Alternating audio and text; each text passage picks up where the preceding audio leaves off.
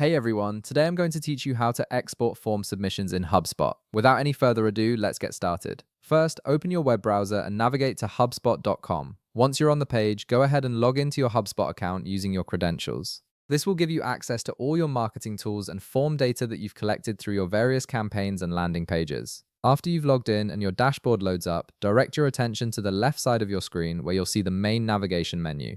From this menu, click on Marketing. This will expand additional options related to your marketing activities within HubSpot. Once that expands, you'll see several choices listed there. Go ahead and click on Forms. This section contains all the forms you've created and published, along with their submission data and performance metrics. Now you should see a list of all your active forms displayed on the screen. Take a moment to locate the specific form whose submissions you want to export. Once you've found it, hover your mouse over that form. When you do this, you'll notice an Actions button appears. Click on Actions to reveal a drop-down menu with several options for managing your form. From this drop-down menu, click on Export Submissions. This is the option that allows you to download all the data collected through this particular form, making it easy to analyze or share with your team. A new window will pop up asking you to configure your export settings. The first thing you'll need to do is input a name for your export file. Choose something descriptive that will help you identify this export later, especially if you're exporting multiple forms or running regular reports. After naming your file, you'll see an option to choose a file format.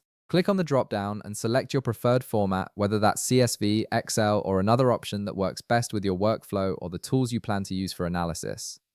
Next, you'll need to specify the date range for the submissions you want to export. Look for the date range fields and input the start and end dates that cover the period you're interested in. This is particularly useful if you only need recent submissions or want to compare data from specific time periods. Make sure the dates are correct before moving forward.